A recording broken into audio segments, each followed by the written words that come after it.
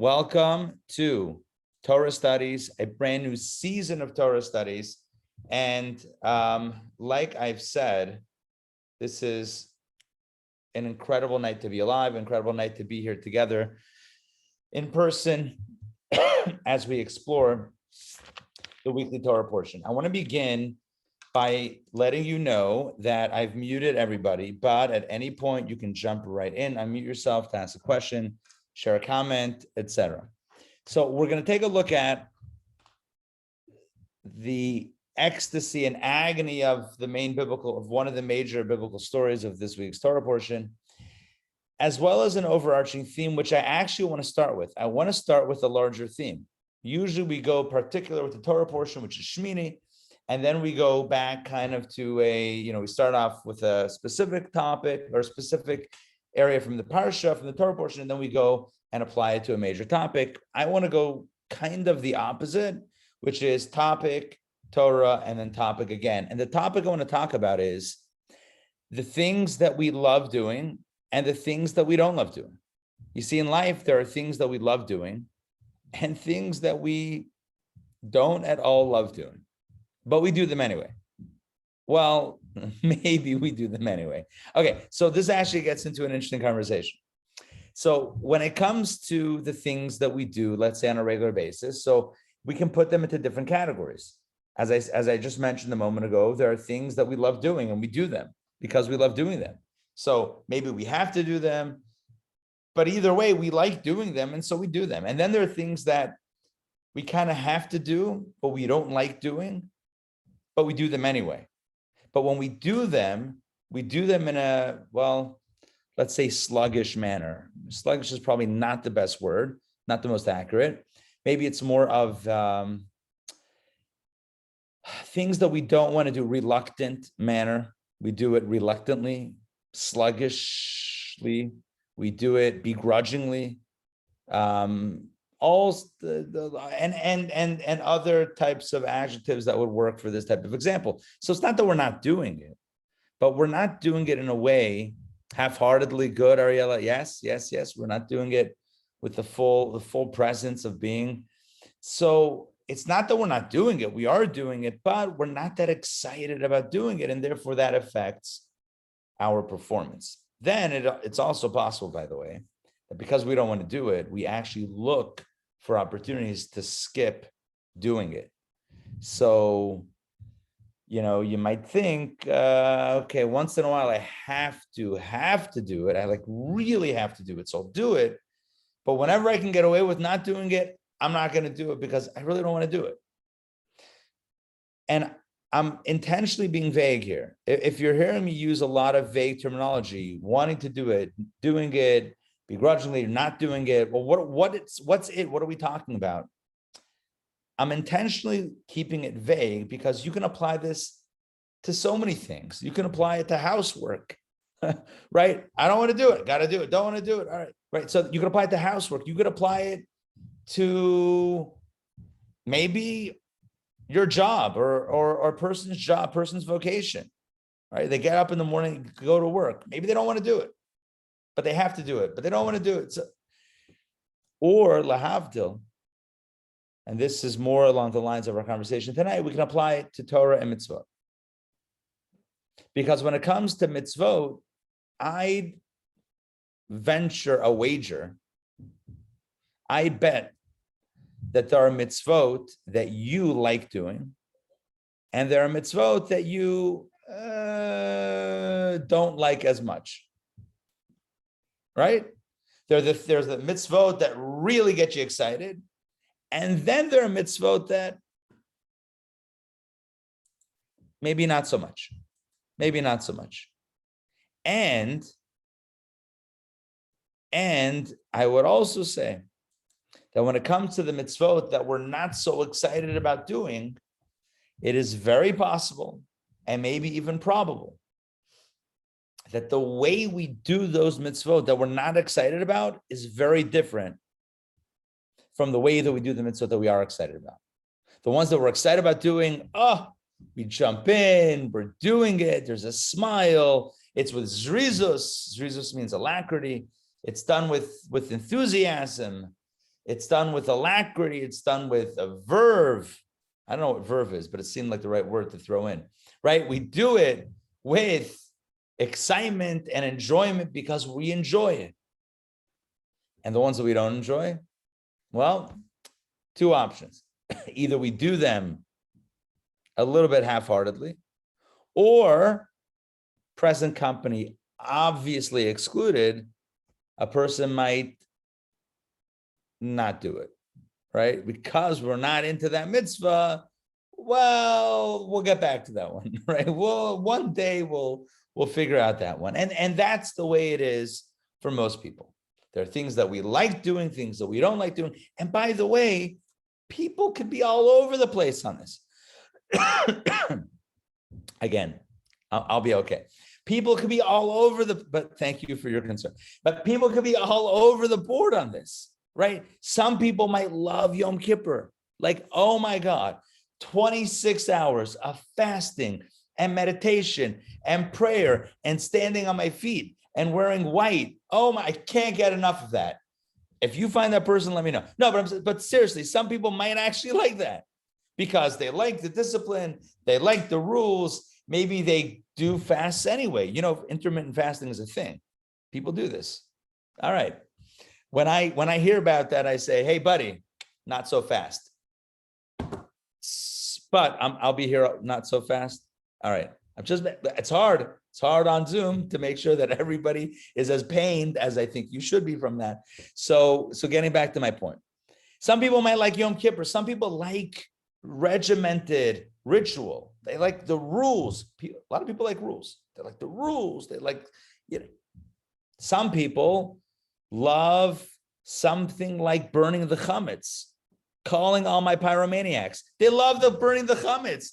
We get to make a fire that's religiously mandated. Sign me up, right? Some people are like, that's fantastic. By the way, if you're not sure what I'm talking about, the eve of Passover, whatever chametz that we haven't consumed, right? Whatever chametz we have not consumed, we put into a safe container, and right, this is different than selling the chametz closet. Do not mix up the two, because you cannot safely burn your chametz closet in your home. Do not try that. You heard it here first. But you can burn a safe receptacle in some sort of metal container outside in a burn box, exactly. And otherwise, you can take care of that outside. So you like fire, boom, you have an outlet in Judaism. Somebody likes fasting, boom, you got Yom Kippur. You like burning things, Erev Pesach, that's your day. Everyone's got a mitzvah they love. Some people love wearing tzitzis. They love wearing the strings. They love asking people, hey, you want me to pull some strings? I do that, right? Some people love, all right. Some people love building a sukkah, right? People love building things and, being a handy person and nails and hammers and whatever. The best sukkah I ever had was one that I literally put up with zip ties. It was made out of like lattice work frame. And I'm like, I'm not actually drilling in or knocking in nails. It ain't happening. I'm going to get myself a pack of zip ties, boom, boom, boom. And it was incredible. Now we outgrew that one, but nonetheless, the concept is brilliant. But some people love like nailing and things and drawing up plans and buying the wood and cutting it and whatever. I actually did that. I didn't necessarily like it, but I guess that gets back to our conversation. There's a mitzvah for everybody. But the question is, what do we do about the ones that are not our cup of tea, or in this case, cup of seltzer? What do we do about the mitzvah? That was not a dramatic pause. I just literally wanted to drink something. What do we do about the mitzvot that are not so exciting to us? Maybe someone else loves them, but for us, can we get more excited about it? How do we? Tonight's class, how to love, how to appreciate the things you don't love doing, how to learn to love the things you don't like. I don't know, we can play around with the wording, but bottom line is how to get more on board with the things that you're not so on board with yet. That is tonight's conversation. And to get into this, of course, we're going to look at our Torah portion. Torah portion, again, is Shemini. This is what the new book looks like, Torah Studies. It's got a yellow, gold, mustard. I'll let you decide. Theme to it. By the way, if you want a book so that you can have your own copy of the textbook and read up on it before, after, and during, you can get it on Amazon. Maybe I will try to link it in the comment, the chat box. I don't know if I'll be able to find it though. Okay, I'm not going to look for it right now, but if somebody reminds me by the end of the class, I don't want to distract myself in the middle of the class. Somebody reminds me at the end of the class, I will pull up the link and share it with you if you if you want to pick up the current the student textbook. But don't worry, I'll put it up on the I'll put up the text as we go along.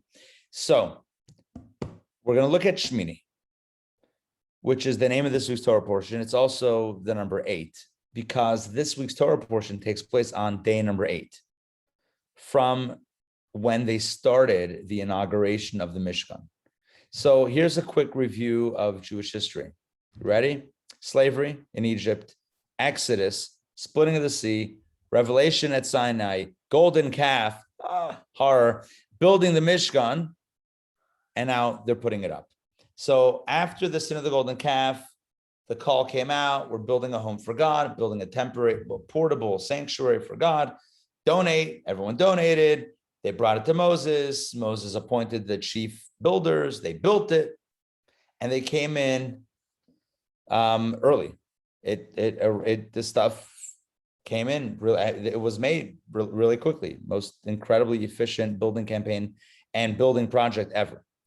So they built this incredibly beautiful edifice that was completely portable. You could take it apart, put it on a wagon, and literally move it and set it up wherever you wanted to go. This was like before pop-up tents, right? Before Coleman got its groove on, this was what was going on in the Midbar in the desert. So they had this Mishkan, and now it was time to open to the public. You know, we're open, grand opening, barbecue, grand opening situation.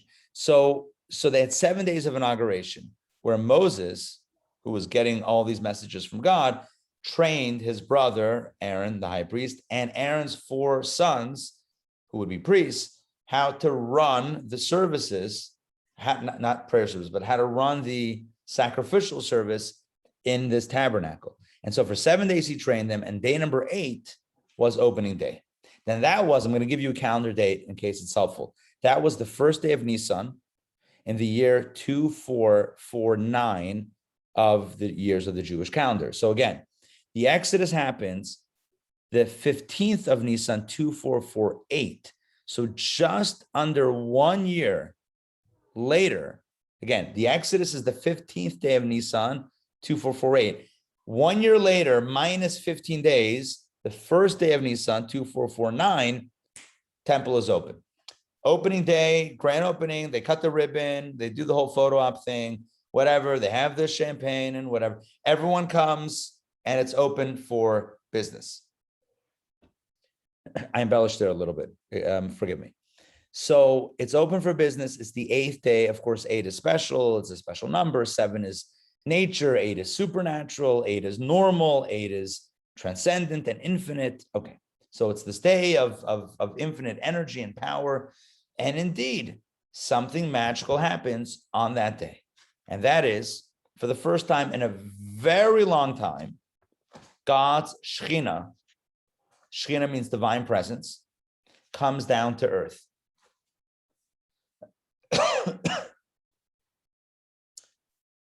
And when God's presence comes down to earth, it's a really special thing, because originally in creation,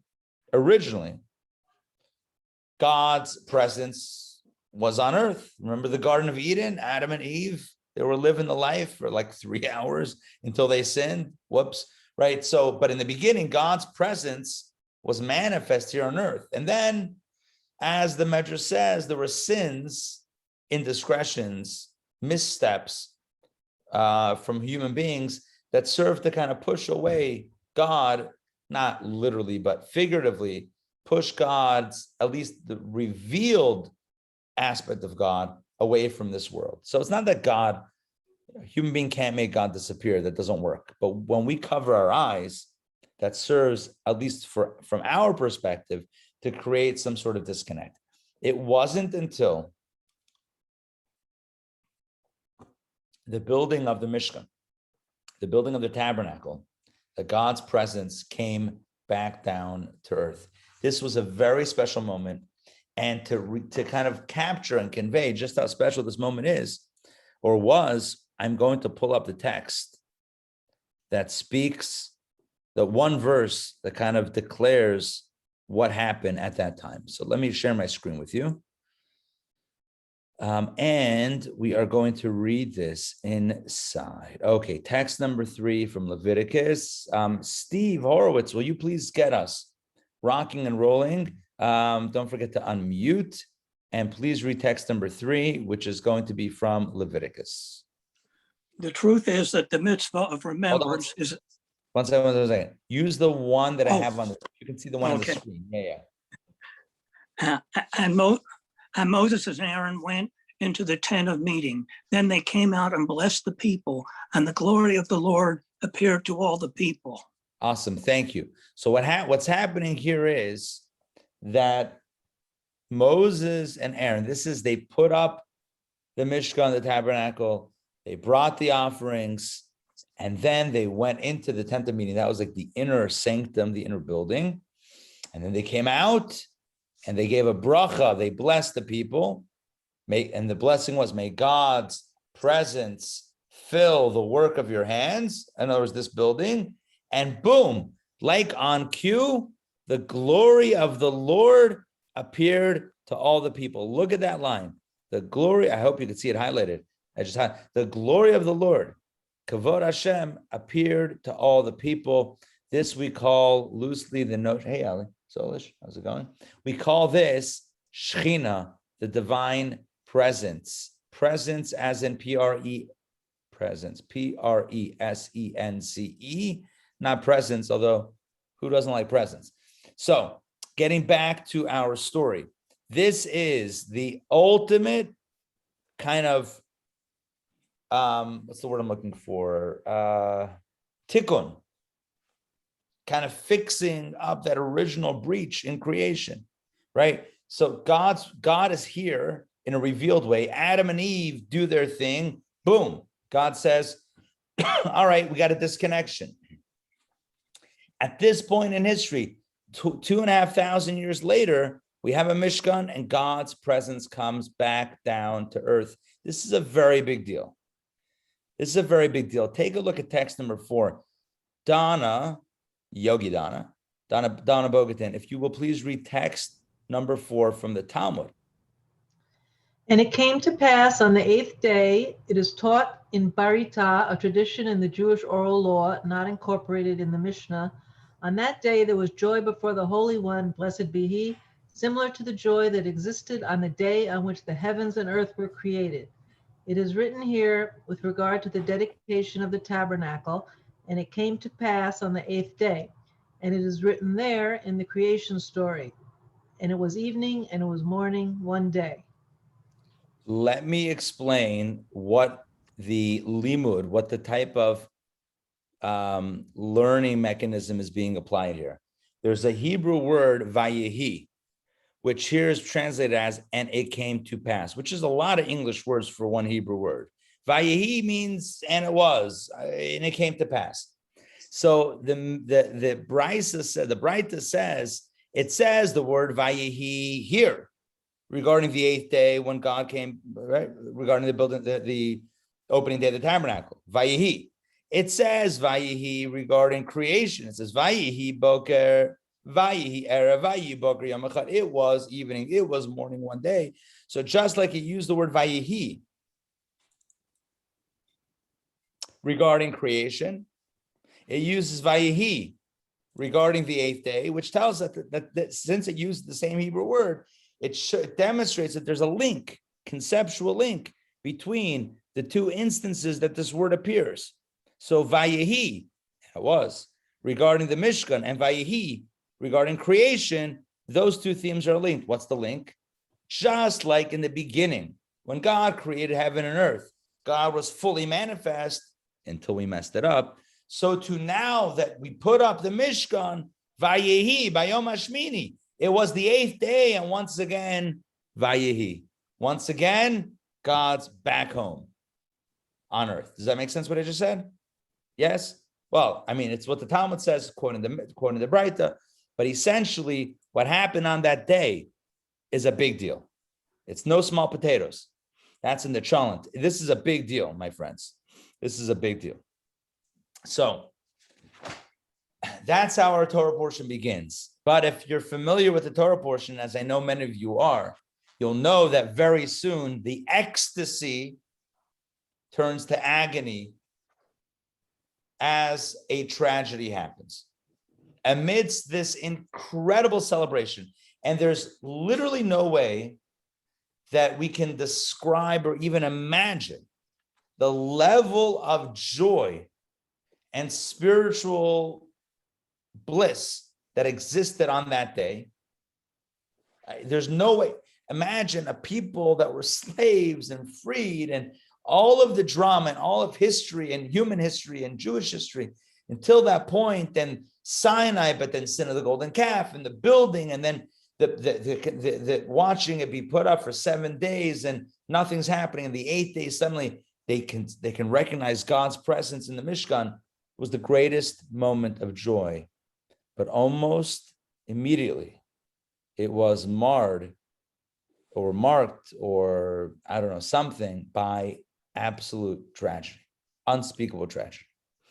The Torah tells us that the 2 oldest sons of Aaron walked into the Holy of Holies, and they offered an offering that had not been requested of them to offer, and they lost their lives in the process. Now, this story is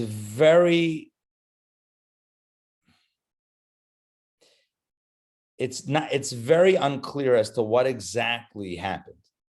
Well, we know what happened, and that is that they passed away. Nadav and Avihu, these 2 sons of Aaron. What's unclear is exactly why.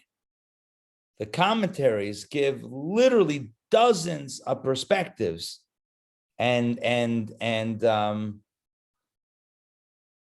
hypotheses as to what exactly they did or didn't do that ended up causing their death. But that's not what we're focused on here tonight. What we're focused on is the aftermath. But let's just cite the story so that we have a clear picture of a timeline here. I'm going to share my screen once again. By the way, if anyone has a question or clarification, please jump in. I'm going to take questions in a moment, but I'm trying to set things up, hopefully in an organized fashion. Okay, but again, if you need a clarification, please jump in. So I'm sharing my screen with you once again. We're going to do this text 5a. This is the passing of the sons. All right. Fred, I see you. Are you up to reading? You can unmute. If you can unmute, yes. Here you go. And Aaron's sons, Nadab and Abihu, each took his pan, put fire in it, and placed incense upon it. And they brought before God foreign fire, which he had not commanded them. And fire went forth from before God and consumed them, and they died before God. Then Moses said to Aaron, "This is what God spoke when he said, I will be sanctified through those near to me, and before all the people I will be glorified." And Aaron was silent. Thank you. So this is the story of the passing of the 2 sons of Aaron, Nadab and Abihu. So the Torah tells us, again, very brief. People say hi? Hi. Okay. Very briefly, the Torah says what happens. They took a pan, they put fire in the pan, they placed incense, and they brought it before God. And the Torah calls it a foreign fire. What does it mean, foreign? That was not commanded of them. Okay, so it seems like they brought an unwarranted offering, and they did it in a holy space where perhaps they should not have gone. Again, the focus is not on what they did wrong or whatever it is. The focus is on what happens next. So they pass away. They died before God. Moses tries to comfort Aaron, saying, essentially God takes the holy ones, God will be sanctified through those near to me. So on some level, God took his nearest and dearest on this special day. God took back the most precious souls of your sons. They're even greater than you and I. He didn't take us, he took them. That was Moses' way of kind of comforting Aaron. Aaron is silent, so he's not, he's not necessarily thrilled to hear a justification for the loss of his two sons. Either way, they passed away, and you can imagine just the shock and the pain and just how drastically shifted the mood suddenly was. What happens next is very important. Almost immediately, actually the very next verses, Moses gives the call to remove the bodies of the deceased sons of Aaron out of the Holy of Holies, out of the sanctuary, and to bury them. Text 5b. Fred, if you don't mind, once again, continuing with text 5b. And Moses summoned Mishael and Elzaphan, the sons of Aaron's uncle Uzziel, and said to them, "Draw near, carry a kinsman from within the sanctuary to the outside of the camp." So they approached and carried them with their tunics to the outside of the camp, and as Moses had spoken. Thank you.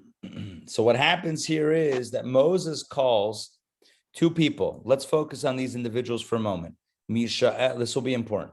Mishael and Elzaphan. Now, who were they? So they were, it says, the sons of Aaron's uncle. So if I'm doing the math correctly, what that means is, again, if Aaron's uncle's sons, so Aaron's father's brother's sons means Aaron's cousins. So Aaron's father was Amram. By the way, he was also Moses' father as well. They were brothers, right? Moses and Aaron were brothers. Their father's name was Amram. Amram had a brother, Uzziel, this guy, Uzziel, right? He was their uncle. And Uzziel had two sons, Mishael and Elzaphan. They're cousins. So Moses calls his cousins. And he says to them, listen, I need you now to do something very important. Draw near, carry your kinsmen from within the sanctuary to the outside of the camp, and basically lay them to rest. So go in, take out their bodies, and lay them to rest. And they did that. Now, I need to note something that perhaps is, look, who wants to focus on that part of the story? We can focus on the celebration of that day, sure. The passing of Nadav and Avihu, tragic, but maybe that also holds some lessons, about getting too close, whatever it is. But about Mishael and Elzaphan, the two people that went in to retrieve the bodies, who's going to focus on that? Who's going to have a class dedicated to exploring what happened at that point? Tonight, that's what we're doing. So Mishael and Elzaphan, they go in, they get the call, they go in, take out the bodies, and remove the bodies to the outside of the camp. They were Levites. Let's be very clear here. They were, as the cousin of Moses and Aaron, they were from the tribe of Levi, making them Levites. Now you might ask, well, why weren't they Kohanim? The answer is because the only Kohanim in the world were Aaron and his four sons, two of them who had just passed away. Those were the only Kohanim in the world, right? We have some Kohanim with us here tonight. You also have some Leviim here, Levites tonight. My grandfather is a Kohen. I like to call him the Kohen Gadol, but hey, that's just me. But Mishael and Elzaphan, as cousins, they were Levites. They weren't Kohanim because that was only Aaron's immediate family, but they were definitely, without a doubt, they were Levites. I'm going to ask you a klutz kasha, which is an obvious question that no one asks, but in this case, probably because it's a sensitive topic. Who wants to talk about the people that went in to retrieve the bodies? I mean, you read it and you move on because who wants to focus on that? But I have to ask, why were Levites assigned to this task? Why not give it to, I don't know, somebody else to do? Why Levites? Why pull them away? Remember, Levites were part of the religious festivities of opening day at the temple, at the tabernacle, right? I feel like the tabernacle is a music venue in Atlanta, but that's not what I'm talking about, right? Not opening day at that tabernacle, at this tabernacle.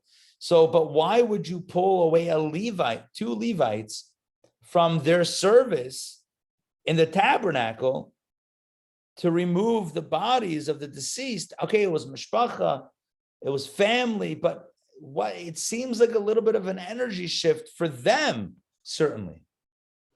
And so now we need to get into the big idea. And this is really the big idea.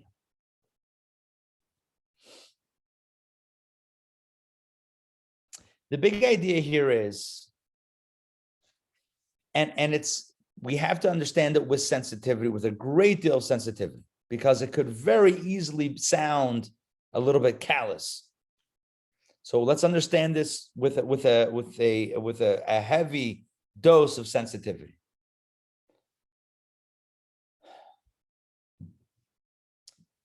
There was there was a need on that day to focus on the spiritual energy at hand, the energy that was present with the inauguration of the Mishnah, with the first day that God's presence in a long time had come down to earth in a settled fashion, not just in a miracle or a plague or Ten Commandment recital, but in a real tangible way in a physical edifice on earth.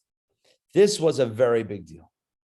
And there was a great need almost to preserve that spirit and the energy of that day and not have it completely disrupted by the tragedy that occurred.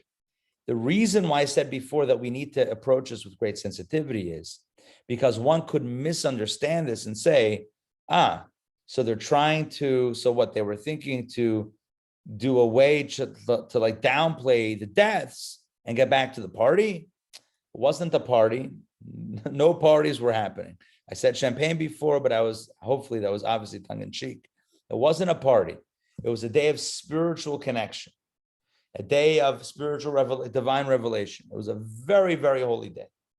And on that day, and there are many rationales given, some unholy, some less flattering, some very flattering, as to why Nadav and Avihu, the two sons of Aaron, passed away.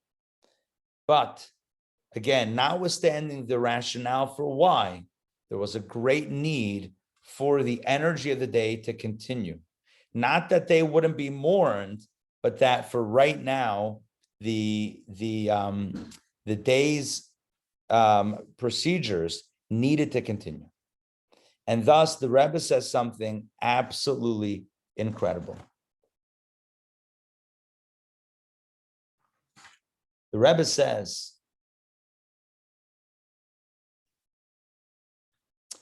that removing Nadav and Avihu, removing the bodies from the Mishkan, was actually a part of the tabernacle, from the tabernacle, was actually a part of the service of that day, if that makes sense. Because the Levites' task was to protect and uphold the sanctity of the Mishkan, of the tabernacle. And part of that task on that day was to respectfully take out and lay to rest the two sons of Aaron, to preserve the sanctity and the energy of the sanctuary on that day. I'm going to share my screen with you, and let's read this inside as the Rebbe explains this. Okay, take a look.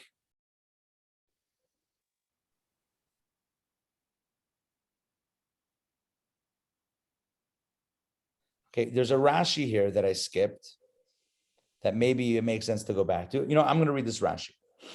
Please understand it with a sensitivity. Rashi says, we're going to get back to the Rebbe's instead in a second, but I realize that we have a Rashi here. Carry your kinsman, Moses tells Yishal al-Safan, carry your kinsman, carry your this would be cousins once removed. Carry your kinsman from within the sanctuary, etc. He says, as a person would say to his fellow when someone had died at a wedding feast, remove the deceased from before the bride so as not to disturb the joyous occasion. Here too, Mishal and Safan were to remove the dead from inside the sanctuary so as not to disturb the serenity of the investitures of the sanctuary. Again, we need sensitivity to understand it, but on some level, the day's energy needed to carry on, so they respectfully laid the bodies of Nadav and Avihu to rest. They took them out, they laid them to rest. The Rebbe explains why this was the role of Levites. Why couldn't it have been someone else? Why Levites? He says, because this was also part of the Levite service. He says, burying the deceased was not an act of positive service like singing in the Mishkan and the tabernacle, right? The Levites would sing and they would do other things. So that was not like singing, rather it was a negative action. Negative, not bad, not bad, but negative means removing items that would disrupt the Mishkan service. So the Levites were entrusted with preserving and supporting the proper energy, if you will, inside the tabernacle. So they would add music to the service. And when it was called for, they removed that which would disrupt the Mishkan service. And by the way, this word items, so you look at it and you're like, items, Gaval, you're calling Nadav and Avihu items, removing items that would disrupt the Mishkan service. What are they, like something that broke and you're cleaning it up so as not no one should step on it? Obviously not. Obviously, it's the people are not items. These were the sons of Aaron. According to the Rebbe's own explanation, they were the holy. And Moses said they were holy. And Chassidus and Kabbalah explained that they were extremely holy, and even their passing was due to their advanced state of spirituality. Nonetheless, without getting thrown off by the translation here, the point is simply that why was this entrusted to Levites? Because just like Levites are meant to support the ambiance and environment in the Mishkan, typically this was another way that they did that by removing the deceased from a middle of the tabernacle space. So this was part of their service. This was part of their service. Typically they sing and do other things in support of the tabernacle. Now they did something to remove the disruption to the tabernacle energy. So what this means, and I hope this point is coming out clearly. We ask why Levites, and the answer is because that's exactly their task. Now imagine you would ask for volunteers, all right, a bunch of Levites, and you say, okay, so you could either sing or take out deceased and bury them outside the camp. What would you rather do? Let me sign up for the singing here, right? Everyone's going to raise their hand for the singing. And so you might still say that, how could they have done it with joy? And if they were called upon to do it, they must have felt on this day, first of all, they felt their own familial loss, the two people that passed away, the Rio who passed away. But for themselves, they would be very well justified to say, why do we get the short end of the stick? Why do we get chosen for the task of removing the bodies and burying them when our brothers are busy singing on this opening day at the tabernacle? We'd rather participate in the positive part of the service as opposed to the negative, kind of removing the dead bodies from this place. We'd rather partake in the singing. And you can imagine that they might have done so begrudgingly. Oh man, why do we get picked to do this? But the Rebbe says that actually this was done by them in a way of simcha, in a way of joy.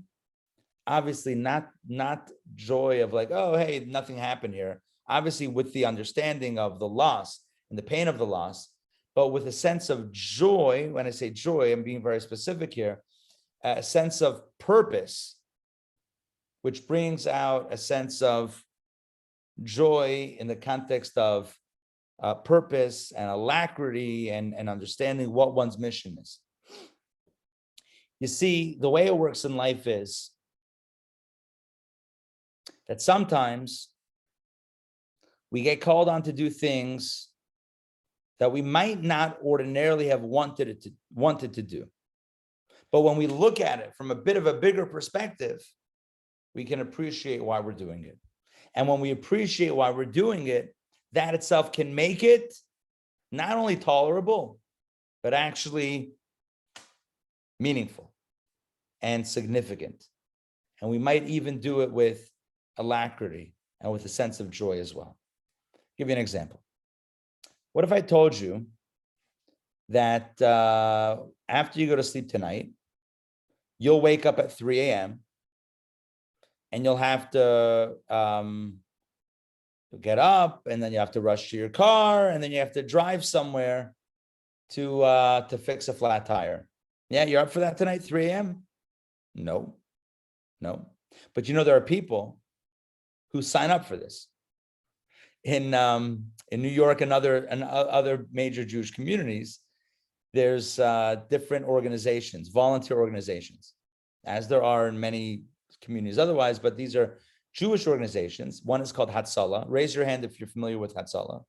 Yeah, many hands are going up. Hatzalah is the Jewish emergency EMT service, emergency medical T service, right? That's EMT, emergency medical T.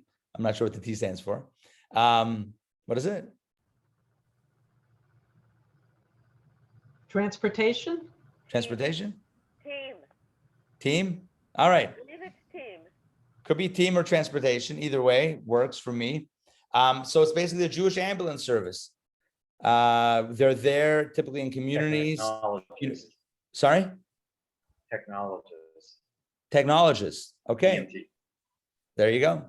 That works also. Listen, I'm an easy crowd. I'll say yes, and I'm buying. So here's the point. You know, when you call not you, but when somebody, God forbid, needs to call 911, I mean, we all know this, right? It could be very quick, but it could also take a little while till you get some response. So in major Jewish communities, and maybe even not so major, they have their own certified medical team in the community with ambulances ready to go all hours of the day. And that's it. And literally on a moment's notice, they're there within a minute or two. There's enough in the area where, like, in very, very short amount of time, they're there and they know the community, they know the people, and it's absolutely incredible. And then you have also different other organizations, Chaverim and Shomrim, the community watch group, and those that will help fix a flat tire at 3 a.m. And if you lock yourself out of your door at 3 a.m.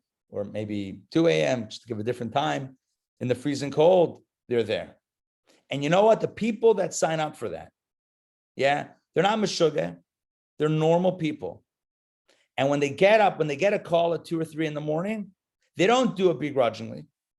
We're just going to assume for the purpose of tonight's class, right? They don't do it begrudgingly. They do it with a sense of purpose that leads to a sense of joy. You know why? Because they don't see the little picture, like, oh man, my sleep is deprived. No, they look at the big picture. I'm helping someone by me getting up at 3 a.m., getting into my car, even in the winter, maybe stubbing my toe, maybe, I'm cold and uncomfortable and tired, whatever it is. None of that matters because I have the opportunity to be there as needed in this moment. And my friends, this is going to be the key to unlock our question and to address our question of the night. Our question is, how do we approach things that aren't so exciting to us, right? What do we do about the mitzvot that don't, for lack of a better term, tickle our fancy? I don't even know what that means. But what do we do about those mitzvot that are not our favorite? And so we're using the story of Mishael and El Tzafan, the cousins of Moshe and Aaron, who were called upon to leave their fellow Levites in the singing and celebration and go in and retrieve the bodies. And the Rebbe says, how did they feel? And the Rebbe says, they felt like they are part of the service, because by doing what they did, they enabled the simcha, they enabled the celebration of the day to go on. And so are they a part of the celebration? It seems like there they are, having to go and take out bodies and then bury bodies, and they're missing everything. They're missing what their brothers, their fellow Levites, are doing. But in truth, they're not missing anything. They're enabling the festivities, they're enabling the day to go on. I'm going to share my screen with you. And here we have the Rebbe's words once again, text number 7.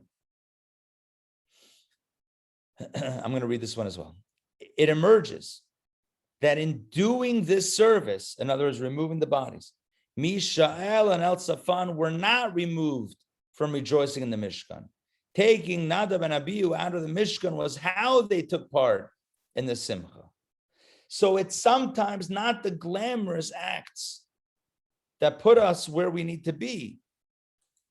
It's doing what needs to be done, but viewed from a bit of a mature and a bit of a more mature and a bigger perspective that allows us to realize that this too is very much a part of not only what needs to happen, but the call of the hour, and therefore as important part of the celebration as the celebration itself.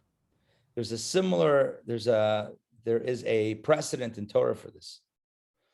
Amongst the roles of the Kohen. We're talking about Levites now, but let's switch for a moment. The Kohanim, the priests, had many different roles with the sacrificial service, but one of them was known as the Haramat Hadesh, and the removal of the ashes from on top of the altar. Essentially, when they're after a while, with all the things that were burnt on the altar, a big mound of ashes would form. And when you have a lot of ashes, eventually your fire is not going to work because you have more ashes than fire. And so you got to clear out the ashes. So there was a Kohen whose job it was every so often to remove the ashes and take them from on top of the altar and essentially dump them in a place outside the camp. Special place designated for holy. These were holy ashes, but they were taken from the altar and placed in that very special place. And there was a Kohen who was assigned to do it. And you might look at it on somewhat of a cynical level. I don't mean you, but I mean, one could look at this and say, a janitorial service. Yeah, you had to clean the altar. And so a Kohen was appointed to do janitorial work. Not so fast. Not so fast. The Torah tells us that this was an avodah, this was a service. The Torah tells us that the Kohen was appointed to do this. The Torah tells us that he had to wear special garments. The Torah says he used a silver shovel. The Torah says that he had to go to mikvah beforehand. He had to wash his hands and his feet, just like any other sacrifice, just like any other service in the tabernacle, which tells us that the job might be not as glamorous as you thought it would be, but it's no less important than any other job in the Mishkan, in the tabernacle. In life, there are jobs there are opportunities and tasks that seem so exciting and so glamorous. And then there are jobs that seem much less glamorous. And when it comes to those latter types of jobs, you and I might be a little bit reluctant, half-hearted, begrudging, distant, disconnected from those experiences. The lesson from tonight's class is don't discount those tasks that you might otherwise consider to be more menial or necessary, but not important, not exciting. Realizing the bigger picture, that those pieces are just as important as the stuff that's more glamorous. Give you an example. Imagine you're setting up a gorgeous edifice, a gorgeous house. Yeah. But you're setting it up from a not so gorgeous past, right? So you have to do two things. Number one, clear out all the old stuff. And number two, put in all the new beautiful stuff. What happens if you just put in the beautiful stuff, but leave all the old stuff? Doesn't work. Doesn't work. Yeah. Imagine Fixer Upper. Yeah. What's that show? Chip and Joanna, whoever they are, right? Yeah. So imagine they're doing a Fixer Upper project and they come in, or somebody comes in and says, oh, such potential here. We're going to bring in all this nice furniture. And they leave everything that was there up until then. It's just, that's not going to work. You got to first clear out the old stuff and then bring in the new stuff.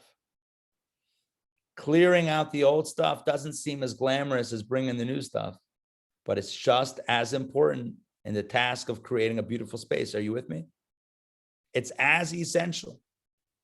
It's like we have two types of mitzvot. There's the mitzvot aseh and mitzvot lo saseh. There's the positive commandments and the negative commandments, the do's and the don't do's. Person might say, oh, I love doing a mitzvah. The don't do's, The don't do's are just as important as the do's, right? There's the negative stuff that you keep at bay and the positive stuff that you bring in. But however you slice it, whatever mitzvah it is, it's essential and critical to the bigger picture. Here's a story that I think will blow you away, but also absolutely thrill you, because it thrilled me when I saw it. So Rabbi Nachman Surak was the chief Chabad rabbi of England, United Kingdom, for a long time. He passed away a few years ago.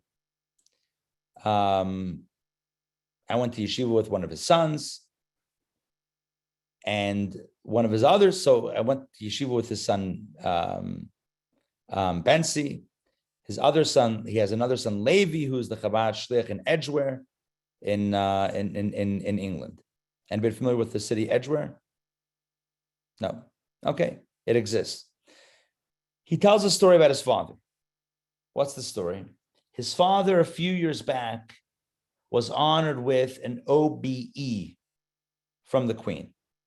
Now, OBE means an Order of the British Empire. That's a very distinguished designation from the Queen. All right. And so he gets this distinction. And he's in Buckingham Palace.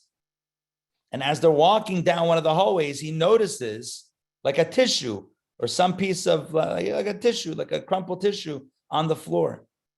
So he bends down. Listen to the story. This is a true story. He bends down and he's about to pick it up. And the guards say to him, stop. This is a royal palace. Only Her Majesty's servants may clean it. Listen to that. You hear that? This is a palace. Only Her Majesty's servants can clean it. You may be getting an OBE, right? An Order of the British Empire, but you're not elevated to the task of cleaning the royal palace. In other words, it's not a menial task. Are you with me on the energy of that story? It's not a menial task. A menial task you give to everybody. Oh, the rabbi wants to help. Sure, there's another one over there that you can grab also. They said, no. This is a royal palace. Only royal servants are allowed to clean it. They tell a story about the Baal Shem Tov. He was once traveling through a town. And the townspeople were complaining about their chazan, their cantor. They said, our chazan, it was a high holiday season, he doesn't get it. He sings the very sad prayers with a happy tune. The guy clearly doesn't know what's going on. Like all of the, I did this wrong, I did that wrong prayers, he's singing to a happy tune, you know, whatever it is. I don't know what I'm whistling there, but he's making a lebedik. It's the wrong energy. So the Baal Shem Tov goes to the chazan, to the cantor, says, what's going on? I heard some things about you regarding the liturgy and how you sing it. He said, yeah, I sing a happy tune. Because if the king asked me to clean the palace, would I not rejoice with that opportunity? When God Almighty gives me a chance to clean myself, to repair myself, should I not sing with that opportunity? And indeed, it's the same story. We human beings, we have I don't know, we're sometimes stuck in a limited perspective. And so we see things that to us seem to be more glamorous and things that seem to us to be less glamorous. And the less glamorous things, we don't want to be involved with sometimes. But Torah reminds us, and the story from Rabbi Sudak regarding the tissue reminds us that there's no shame in the menial activities, and there's no such thing called a menial activity. It's all about cleaning the king's palace or the queen's palace. It's about cleaning the royal palace. It's about making it beautiful. And everything we do within that regard is holy and is cherished and is absolutely beloved by God Almighty. And with that perspective, we can appreciate it too. So think about that mitzvah that doesn't get you so excited. Think about the mitzvah that you do because you have to, but you're not that excited about doing it. And then take a step back and look at the larger view and remind yourself that this mitzvah is part of my relationship with God, whether it's a positive mitzvah, doing a positive mitzvah, refraining from a negative mitzvah, negative commandment, whatever it is, in whatever area it is. So this is a personal conversation, right? Because everyone has their list of things they like and things that they're not so excited about. But recognize the value in doing it, not just vis-a-vis the particular thing itself, but vis-a-vis the larger relationship and really the world itself. Mishael and Al-Tzafan went in to take out the bodies so that the inauguration ceremony and celebration could continue. That was their calling. They could have said, why us? Darn, everyone else is singing and we're stuck doing this. But that would be missing the point. That would be really missing the point. The point is that they had an opportunity to be part of the day, to be part of the celebration. This was no less a piece than the singing itself. When you and I look at it that way, it can transform it radically. I can't tell you a specific story, but I've heard stories where the gist of the story is the Rebbe telling young mothers that you feeding your baby, diapering your baby, right, is as holy as going to shul, going to synagogue. Yeah. Don't think of it as, a thing that's now a menial task, a technical task, that's keeping me away from this, that, or the other. This is what you need to do. This is holy. Viktor Frankl told us that when we have meaning, we have everything. Judaism teaches us that we can find meaning in everything with the right perspective. My friends, appreciate the opportunities that you have. Appreciate the mitzvah opportunities, whether they're glamorous or whether they're just straight up necessary, but not so glamorous. But necessary and not glamorous is still necessary. And it still constitutes our relationship with God Almighty. And thus it constitutes a royal task. Each of us is a prince and a princess of the Almighty God. Let's remember who we are, embrace our opportunities, and do them with love, with commitment, and with joy. Thank you very much for joining me tonight for Torah studies. I hope this message resonated for you. I hope that it was meaningful for you. Certainly, I can stay on and address any questions or comments. But I want to reiterate two things. Number one, I want to re-announce two things. right? Not the class itself, but 2 points. Number one, next Friday night, not this week, but next weekend, next Friday night, we're going to have our very first Intown Jewish Academy, Shabbat under the stars, outdoors, by the Beltline, with, I'm gonna say spaced out, but that seems like the wrong word, with social distance seating, plated food, no buffet elbow jostling, exchange of close spaces. This will be you and your food with an environment in a beautiful setting. We will enjoy Shabbat together with spirit and good food and good commentary, good insights, stories, and song. Join me, Shabbat under the stars, intownjewishacademy.org/Shabbat. Next announcement, the new JLI course, 6-week course. This can happen. All about a better future as imagined in Jewish thought. Mashiach, the Jewish Messiah, not so much who, but the what. What is Mashiach? Is it possible? Is it really happening? What's the deal with this? We've talked about it in other classes, but never as comprehensively as this. I've written a lesson in this course. You don't want to miss that. Yes, you could just join for that lesson, but why would you join for the whole thing? IntownJewishAcademy.com/utopia is the direct link for that course. Sign up. You will not regret it. Better times await if you sign up for it. Now, that was a play on the whole, Mashiach. Now, the next point is Rosh Chodesh Society coming up this Monday night.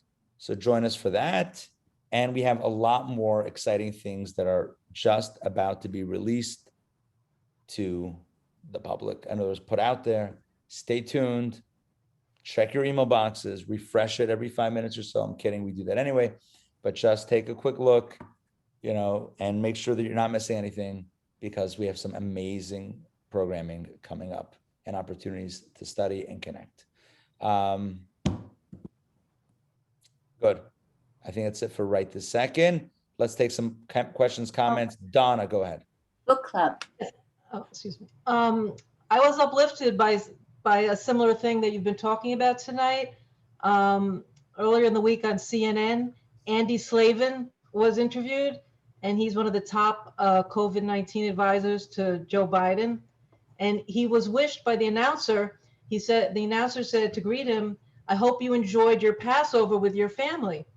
And Mr. Slavin said, "Well, I was here alone, but I did enjoy celebrating the holiday." Interesting. So a similar sentiment, the idea of sometimes it doesn't go as planned, but that may be the plan. It's interesting because I'm not gonna say skip, but I left out a few texts. But there's one text, I think it's the last one. It comes to the Baal Shem Tov. And it says something. I'm gonna read it very quickly, just on my end. I don't want to share my screen right now. It's gonna take away. At times, a person may be walking and will bump into someone, and they end up speaking, making conversation, making it impossible to study Torah at that time. At that time, the person must still remain completely devoted to God in his or her mind, effecting spiritual results. Similarly, when a person is traveling and unable to study Torah to pray as they would like, that means that they must serve God in different ways, right? The point is that sometimes things don't go as planned. You're planning on studying Torah or praying, but something comes up and you find yourself somewhere else. Baal Shem Tov says that doesn't necessarily need to be any less of a divine experience than the one that you had in mind. It's just about where you are in your head and where you are in your connection and how you infuse meaning in that experience. And so, you could have Passover in a different context. I told the story earlier today at our Daily Power Parsha, which we're doing in person on Wednesdays, with lunch from Spicy Peach, mind you. So I mentioned the story today of Rabbi Elimelech and Rabbi Zusha with the bucket in the prison. How Rabbi Elimelech was crying because he couldn't pray because there was a bucket of human waste in this prison cell that they were, mistakenly thrown into. But his brother said, "Look, God wants you here. God, for whatever reason, and if God puts this here, God doesn't want you to pray mincha now. So that's God's will. You got to roll with it." And so they began rejoicing. The point is that it's about rolling with the punches. We don't necessarily, let me scratch that. We don't at all write our script. All we control is our reaction. What happens to us, the twists and turns, we can't plan that, right? I mean, we can try to plan that, but we know what happens then, right? Life is a way of mixing things, shaking things up. The real question in life is not what did you plan, but it's what did you do when things didn't go as planned. That's where life is lived. Life is not lived in the orchestration, the setting up the chessboard beforehand. Life is lived on the ground. Yeah. When you had in mind to do this mitzvah and something else pulled you away from it. Yeah. How do you look at that experience? Was that holy or unholy? That's a choice. That's a choice. That's a perspective. This mitzvah, that's a mitzvah that needs to be done. Holy experience or unholy experience? Connecting experience or not? It's our choice. We could look at it and begrudge it and be like, I don't like this one.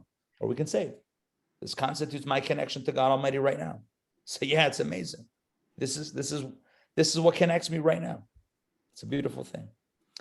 So yeah, thanks for sharing that, because I think that very much speaks to what we're talking about. Rabbi Sollish? Yes. Sorry. There's a story I wish I could remember. He's a Canadian Chabad man. I think you have the book. He always was worried that his ne'ilah wasn't like it should be. And one ne'ilah, he looked down in the front, down in the very front, in front of everybody. This man was davening, but his suspenders came apart and his pants were about to fall down. So right in the Amida or something, very, very holy part of ne'ilah, he rushed down to the front and helped him get the suspenders right, and so his pants wouldn't fall down in front of everybody. And he concluded that that was the best ne'ilah he ever had. Yeah. Was that Professor Block? Braun or something like that. Okay, different one. Yeah. I know the story, but I forget also like the exact name. Brower, that's it. Professor Brower, yeah. Professor Brower. So yeah, he was his whole Yom Kippur, he was waiting for the final closing service. Right. And then it gets, and he's ready to go. This is gonna be it. And then the guy's pants fall down, essentially. About to fall down. Yeah. And the whole ne'ilah is helping him reconstitute his wardrobe. And he said, you know what? That was my ne'ilah. Mm-hmm. That was my connection. That's a great story. Thanks for mentioning it. It's a hilarious. I mean, he writes it in a funny way, but it's very powerful. Very powerful. Yeah, it's having a different perspective on the stuff that we do. Yeah, it's a holy experience. Good. Oh yeah, thank you, Adina Malka. Yes, I have my copy in the other room. This Sunday night, we have our the next installment of the Intown Jewish Academy's book club. It's called The Dove Keepers. It's an incredible book, gorgeous, very evocative book, just gorgeously written. So for those that are part of it, I'll see you Sunday. For those that are not yet part of it, you can still read it. The Dove Keepers, pick it up at Barnes & Noble or whatever it is. I would say, Amazon, but it's going to take a few days. Pick it up at Barnes & Noble, read it. You got a few days to read it, and you could join us Sunday. We do this once a month, Jewish book club. It's a really wonderful group led by an incredible book club leader, and everyone is invited to join. It's a lot of fun. Men and women, everybody is invited to join. All right. So thank you for joining me tonight. Let's see. Any other questions, comments? Seems to be it. Okay. Oh, don't forget. Richard. Oh, Richard. Oh, sorry. I thought you were saying bye. Oh, bye. Hello, goodbye. A quick question, a quick comment. Right before his death, Martin Luther King went to Memphis. There was a sanitation strike there. And he made a speech, and he said in that speech to sanitation workers, sweep the streets as if it was a canvas and you were Rembrandt. Wow. So Wow. the lowest, not the lowest, forgive me for saying it, the most menial task, he said, this is what, do it with the verb, like you said, verb. Right. Zest, Right. like a blank canvas, as if I you're- love that. I love Yeah. it's so similar to the story that I said before about the Baal Shem Tov, where the Yeah. fellow said, I'm sweeping the king's palace. Right. Right? How could I not sing while I'm doing that? Right? We're atoning for our sins. How could that not be done with joy? Or the other story with Rabbi Sudak. Yeah, this is a royal task. That's a really, thank you for sharing. I did not know that. Yeah. Really, it's a powerful I story. remember this. I remember the speech. Yeah. I'm that old that I can remember the speech. I'm You're that elderly. I'm that You're a young. young man. Whatever. It's all about perception. All right, friends. Excuse me. Friends, it is great to see you, Alan. It is great to see everybody. Have a wonderful evening. Stay healthy, stay safe, stay happy, and appreciate every mitzvah opportunity that comes your way. L'chaim. See you soon. Take care, everybody. Lila. Thank you, Rabbi. Pleasure. We'll see you.